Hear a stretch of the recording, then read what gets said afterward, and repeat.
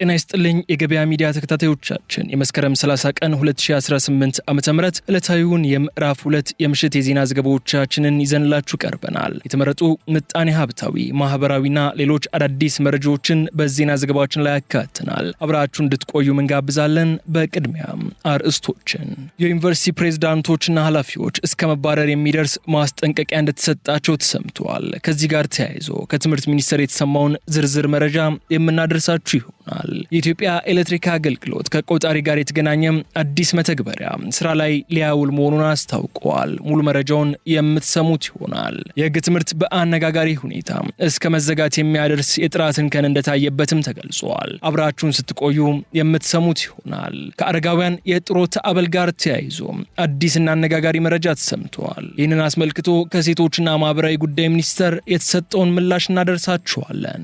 አዲሱ መመሪያ በበርካታ ኤሌክትሪክ ተሽከርካሪ አስመጪዎች በኩል ከፍተኛ ቅሬታ እንዲነሳን አድርገዋል። ይህንን ተከትሎም ከሚኒስትሩ የተሰጠውን አስገራሚ ምላሽ ከመረጃዎቻችን መካከል ይዘነዋል። አብራችሁን በመቆየት እንድትከታተሉን እየጋበዝን ወደ ዝርዝር ጉዳዮች እንለፍ።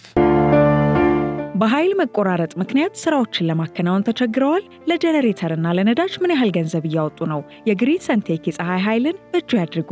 ከግሪን ሰንቴክ ጋር የኃይል መቆራረጥ ፈጽሞ አይታሰብም። የኃይል አቅርቦቱ ሰፊ በመሆኑ በመብራት መቆራረጥ ምክንያት አንዳች ስራው አይስተጓጎልም። የፀሐይ መፍትሄዎች እኛ ጋር ናቸው። በከፍተኛ ጥራት የተሰሩ የሊቲየም ባትሪዎች ከኢንቨርተር ጋር እንዲሁም በብዙ የፓኔል አቅም አማራጮች ለሆቴል፣ ለባንክ፣ ለጤና ተቋም፣ ለቢሮ ወይም ለቤት ምን ያህል ኃይል እንደሚያስፈልጎ እኛ እንነግሮታለን። ዋጋው ተመጣጣኝ ከመሆኑ በተጨማሪ ከዳሽን ባንክ ጋር የዱቤ ያለ አገልግሎት በአነስተኛ ወለድ አማራጭና በሸሪያው ሕግ መሰረት ያለ ወለድ መጀመራችንን ስንገልጽ በታላቅ ደስታ ነው። አንድ ጊዜ ተግብሩ፣ ዓመታትን ቆጥቡ። ይህ ፀሐይ ብቻ አይደለም፣ የሚቀጥል ኃይል ጭምር እንጂ። የግሪን ሰንቴክ ኃይልን በእጁ ያስገቡ። አድራሻችን 22 ማዞሪያ ኳሊቲ ህንፃ አንደኛ ፎቅ ቢሮ ቁጥር 103። ለበለጠ መረጃ በ0989 41 42 19 አሊያም በ0989 41 42 09 ላይ ይደውሉ። ግሪን ሰንቴክ ኃይል በእርሶ እጅ ውስጥ ነው። በዛሬው ዕለት በደረሰ የትራፊክ አደጋ በርካቶች ላይ ጉዳት ደረሰ። በዳውሮ ዞን በሎማ ቦሳ ወረዳ በዛሬው ዕለት ከጠዋቱ 2 ሰዓት የህዝብ ማመላለሻ በመገልበጡ አደጋ መድረሱ ተገልጿል። ይህ አደጋ የደረሰው ከገሳ ጫሬ ከተማ ወደ ወላይታ ሶዶ ሲጓዝ የነበረ የህዝብ ማመላለሻ ተሽከርካሪ በዳውሮ ዞን ሎማ ቦሳ ወረዳ ሱባቱ ለማ ቀበሌ ልዩ ስም ከረታ ወንዝ ተብሎ በሚጠራበት ቦታ መገልበጡ ተገልጿል። በዚህም 2 ሰዎች ላይ ከባድ ጉዳት ሲደርስባቸው 7 ሰዎች ደግሞ ቀላል የአካል ጉዳት የደረሰባቸው ሲሆን በንብረት ላይም ከፍተኛ ጉዳት ደርሷል። በትራፊክ አደጋው ጉዳት የደረሰባቸው ተጎጂዎች በታርጫ ጠቅላላ ሆስፒታል የሕክምና እርዳታ በማግኘት ላይ መሆናቸውንና የአደጋው መንስኤ በመጣራት ላይ እንደሚገኝም የደቡብ ምዕራብ ኢትዮጵያ ህዝቦች ክልል ፖሊስ ኮሚሽን የህዝብ ግንኙነትና ኮሚኒኬሽን ዳይሬክተር ኢንስፔክተር ደጀኔ አሰፋ ተናግረዋል።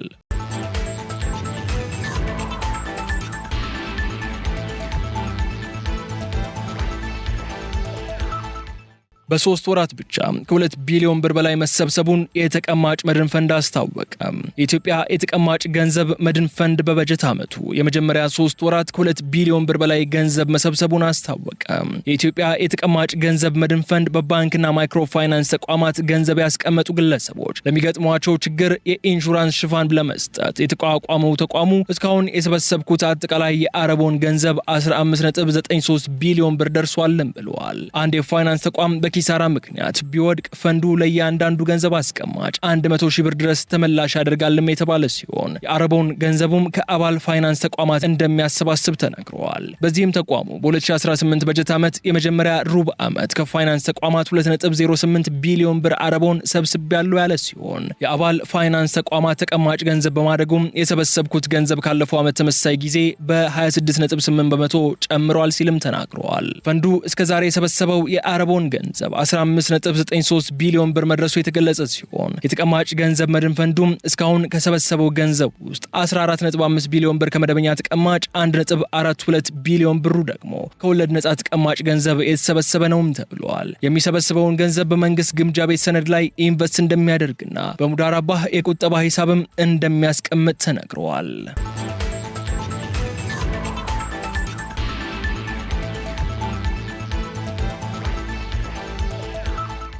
በኢትዮጵያ በገንዘብ እጥረት ሳቢያ የምግብ ድጋፍ በመቀነሱ የስደተኞች ረሃብ አይሏል ተባለ።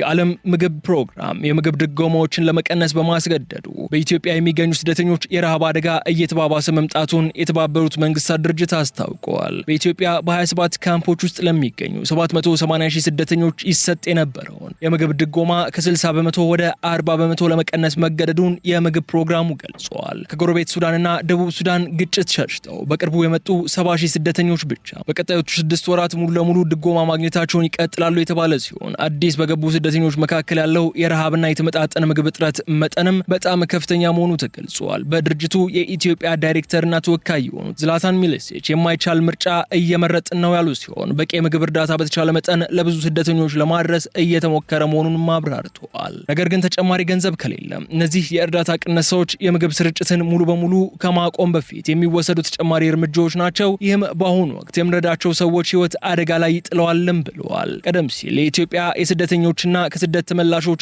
አገልግሎት ዋና ዳይሬክተር የሆኑት ወይዘሮ ተይባ ሐሰን በጄኔቫ በተካሄደው 76ኛው የተመድ የስደተኞች ኮሚሽን ስራ አስፈጻሚ ኮሚቴ ስብሰባ ላይ ባደረጉት ንግግር በቂ ዓለም አቀፍ ድጋፍ ሳይኖር ኢትዮጵያ ከደቡብ ሱዳን አዲስ የመጡ ስደተኞችን እያስተናገደች እንደሆነም አስታውቀዋል። ወይዘሮ ተይባ እየጨመረ የመጣውን የስደተኞች ፍልሰት ቀደም ሲል ውሱን በሆኑ ሀብቶች፣ የህዝብ አገልግሎቶችና የአካባቢ መሰረተ ልማቶች ላይ ተጨማሪ ጫና እየፈጠረ መሆኑንም አስጠንቅቀዋል።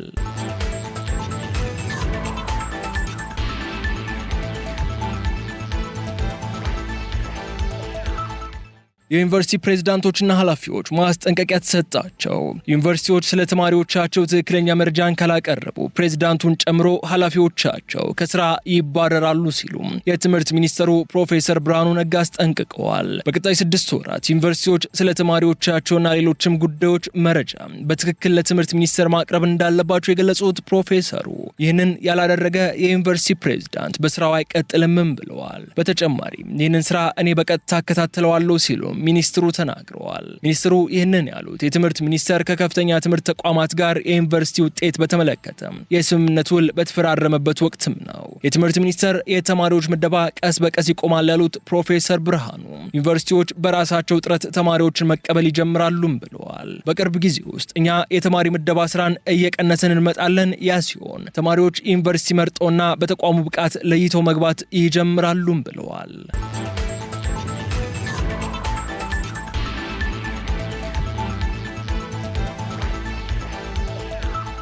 የቆጣሪ ምርመራን የሚያዘምን ዘመናዊ መተግበሪያ ስራ ላይ ሊውል ነው። የኢትዮጵያ ኤሌክትሪክ አገልግሎት በቆጣሪ ምርመራ አሰራሩ ላይ ግልጸኝነት፣ ተጠያቂነትና ተአማኒነትን ለማምጣት የሚያስችል የቆጣሪ ምርመራን የሚያዘምን ዘመናዊ መተግበሪያ ስራ ላይ ሊውል ነው። የኢትዮጵያ ኤሌክትሪክ አገልግሎት በቆጣሪ ምርመራ አሰራሩ ላይ ግልጽነት፣ ተጠያቂነትና ተአማኒነትን ለማምጣት የሚያስችል ዘመናዊ የሞባይል መተግበሪያ ከነገ ጥቅምት 1 ቀን 2018 ዓ.ም ጀምሮ ስራ ላይ እንደሚያውል አስታውቀዋል። አዲሱ መተግበሪያ ከፍጆታ ክፍያና ከኢነርጂ ብክነት ጋር ተያይዞ የሚፈጠሩ ችግሮችን ለመቀነስ ያለመ ሲሆን በቆጣሪ ምርመራ ወቅት ደንበኞች ግልጸኝነትና ተጠያቂነትን የሚያረጋግጥ አሰራር ለመፍጠር እንደሚረዳ አገልግሎቱ ገልጿል። ይህ የቆጣሪ ምርመራን የሚያግዝ አፕሊኬሽን ወደ ስራ ሲገባ ከዚህ በፊት በማኑዋል ሊመዘገብ በነበረው መረጃ ላይ የሚስተዋሉ የምርመራ መረጃ ክፍተቶችን የሚያስቀርና ሲስተም ላይ የተመዘገበውን መረጃ በአንድ ጊዜ ማንኛውም በየደረጃው የሚመለከተውና ስልጣኑ የተሰጠው አካል እንዲመለከተው የሚያስችል ነውም ተብሏል። የቆጣሪ መመርመሪያ አፕሊኬሽኑ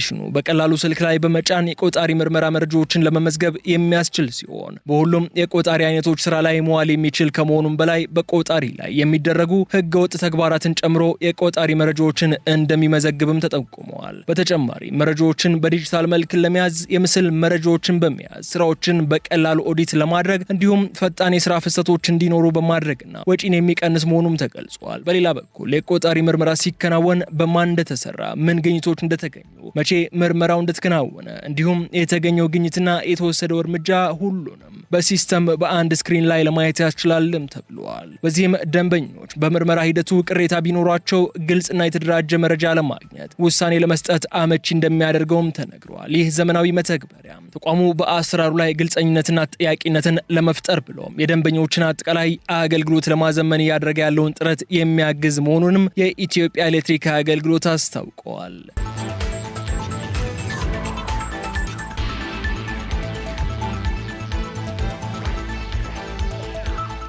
የህግ ትምህርት እስከ መዘጋት የሚያደርስ የጥራትን እንከን ታይቶበታል ተባለ። በሀገሪቱ ዩኒቨርሲቲዎች እየተሰጠ ያለው የህግ ትምህርት የትምህርት ክፍሎቹን እስከ መዝጋት የሚያደርስ የጥራት ጉድለት እንደተገኘበት ተመላከተ። ይህንን ያመላከተው የፌዴራል ህግና ፍትህ ኢንስቲትዩት ከኢትዮጵያ የህግ ትምህርት ቤቶች ህብረት ጋር በጋራ በመሆን በሀገሪቱ የሚታዩ የህግ ትምህርት ቤቶች ተግዳሮቶች ዙሪያ በማተኮር ያካሄዱት ጥናት ላይ ነው። ጥናቱ ካጠኑት ባለሙያዎች ውስጥ የሆኑት አቶ ተገኝ ዘርጋው የኢትዮጵያ የህግ ትምህርት ቤቶች የጥራት ጉድለት እንደታየባቸው ጥናት ጠቁሟል ያሉ ሲሆን በሀገሪቱ ያለው የህግ ትምህርት አደጋ ላይ መውደቁንም እንዳሳየ አብራርተዋል። በተጨማሪም የተወሰኑ ለውጦች ቢኖሩም የህግ ትምህርት ቤቶቹ የጥራት ጉድለት የሚታይባቸው እንደሆኑ በመግለጽ ባለሙያዎች በህግ ትምህርት ቤቶች የመስራት ተነሳሽነት ማጣትና የመምህራን ጥራት እንደ ምክንያት የሚጠቀሱ መሆናቸውንም አንስተዋል። ከነዚህ ምክንያቶች በተለየ አብዛኞቹ ዩኒቨርሲቲ ህግን እንደ አንድ የልህቀት ማዕከል አድርገው እንደማይመለከቱት የገለጹት አቶ ተገኝ ሁለት ዩኒቨርሲቲዎች ውጪ በሀገሪቱ የሚገኙ ዩኒቨርሲቲዎች የህግ ትምህርትን የልህቀት ማዕከል አድርገው እንዳልመረጡ አስረድተዋል። በሀገሪቱ የተሻለ የፍትህ አገልግሎት ለህብረተሰቡ ተደራሽ ለማድረግ ለህግ ትምህርቱ ጥራት ማሻሻል ትኩረት ሊሰጠው እንደሚገባም ጠቁመዋል።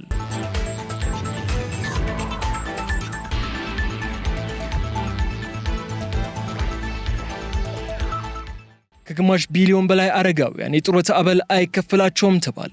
በኢትዮጵያ 6.8 ሚሊዮን አረጋውያን ቢኖሩም የጡረታ አበል የሚከፍላቸው ግን 700 ሺህ እንደሆኑ የኢትዮጵያ አረጋውያንና ጡረተኞች ብሔራዊ ማህበር አስታውቀዋል። በዚህም ምክንያት የኑሮ ውድነቱ ተጨምሮበት አብዛኞቹ አረጋውያን የማምሻ እድሜያቸው በችግር እየገፉ ነው ያሉት የማህበሩ ምክትል ፕሬዝዳንት የሆኑት አቶ ጌታቸው ክፍሉ ኬንያን ጨምሮ ሌሎች ሀገራት እድሜያቸው ከ60 በላይ ለሆኑ ሁሉም አረጋውያን የጡረታ መብት ይከበርላቸዋልም ብለዋል። ኢትዮጵያ ውስጥ ግን በተለይ እድሜውን ሙሉ በጉልበት ስራ የሚገፋው ሁሉም ገበሬ ማለት በሚቻል ደረጃ የእርጅና ዘመኑ ከማህበራዊ ዋስትናና ጥበቃ የጡረታ መብት ውጪ እንደሆነ ማክለዋል። ይህን እንዲሳከል ማህበራቸው ለአመታት መንግስትን ቢጠይቅም የመንግስት ምላሽ ግን አረጋውያኑ በወጣትነት እድሜያቸው የጡረታ መዋጮ ስላላዋጡ ነው የሚል እንደሆነ ኃላፊው አስረድተዋል። አረጋውያን በወጣትነታቸው የጡረታ መዋጮ አዋጡም አላዋጡም እንደ ሌሎች ሀገራት የጡረታ መብታቸው ሊከበርላቸው ይገባል የሚሉት ኃላፊው ይህም ከሀገሪቷ ኢኮኖሚ አቅም በላይ አይደለም ብለዋል። በሴቶችና ማህበራዊ ጉዳይ ሚኒስቴር በአረጋውያንና ቤተሰብ ጉዳይ ስራ አስፈጻሚ የሆኑት አቶ ተስፋዬ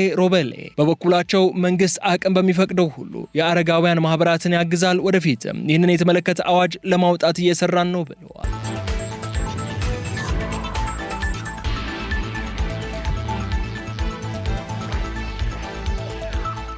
የኤሌክትሪክ ተሽከርካሪ አስመጪዎች ከፍተኛ ቅሬታ አቀረቡ። የኤሌክትሪክ ተሽከርካሪ አስመጪዎች አዲሱ መመሪያ አስመጪዎች ከገበያ ከማስወጣቱም ባለፈ አዳዲስ አስመጪዎችም ወደ ዘርፉ እንዳይቀላቀሉ እንቅፋት ይሆናል ሲሉም ቅሬታቸውን አቀረቡ።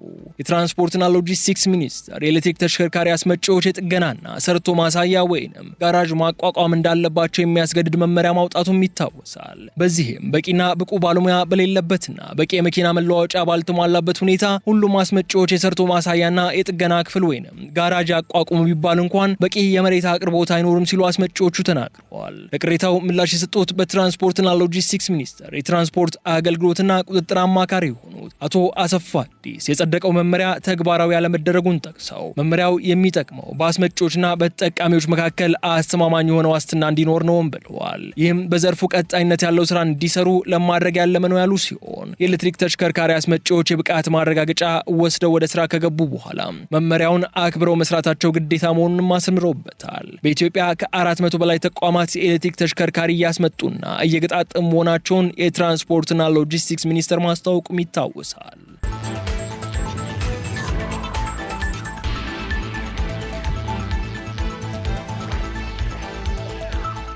የተከበራችሁ የገበያ ሚዲያ ተከታታዮቻችን የምዕራፍ 2 የምሽት የዜና ዘገባዎቻችን እነዚህ እስካሁን ስትከታተሏቸው የቆያችሁትን ይመስሉ ነበር። በሌሎች ጉዳዮች መልሰን እስክንገናኝ ድረስ መልካሙን ሁሉ ለእናንተ ተመኘን። ሰላም። በኃይል መቆራረጥ ምክንያት ስራዎችን ለማከናወን ተቸግረዋል? ለጀነሬተርና ለነዳጅ ምን ያህል ገንዘብ እያወጡ ነው? የግሪን ሰንቴክ የፀሐይ ኃይልን በእጁ ያድርጉ። ከግሪን ሰንቴክ ጋር የኃይል መቆራረጥ ፈጽሞ አይታሰብም። የኃይል አቅርቦቱ ሰፊ በመሆኑ በመብራት መቆራረጥ ምክንያት አንዳች ስራው አይስተጓጎልም። የፀሐይ መፍትሄዎች እኛ ጋር ናቸው። በከፍተኛ ጥራት የተሰሩ የሊቲየም ባትሪዎች ከኢንቨርተር ጋር እንዲሁም በብዙ የፓኔል አቅም አማራጮች ለሆቴል፣ ለባንክ፣ ለጤና ተቋም፣ ለቢሮ ወይም ለቤት ምን ያህል ኃይል እንደሚያስፈልጎ እኛን እንነግሮታለን። ዋጋው ተመጣጣኝ ከመሆኑ በተጨማሪ ከዳሽን ባንክ ጋር የዱቤ ያለ አገልግሎት በአነስተኛ ወለድ አማራጭና በሸሪያው ሕግ መሰረት ያለ ወለድ መጀመራችንን ስንገልጽ በታላቅ ደስታ ነው። አንድ ጊዜ ተግብሩ፣ ዓመታትን ቆጥቡ። ይህ ፀሐይ ብቻ አይደለም የሚቀጥል ኃይል ጭምር እንጂ። የግሪን ሰንቴክ ኃይልን በእጁ ያስገቡ። አድራሻችን 22 ማዞሪያ ኳሊቲ ህንፃ አንደኛ ፎቅ ቢሮ ቁጥር 103። ለበለጠ መረጃ በ0989 41 42 19 አሊያም በ0989 41 42 09 ላይ ይደውሉ። ግሪን ሰንቴክ ኃይል በእርሶ እጅ ውስጥ ነው።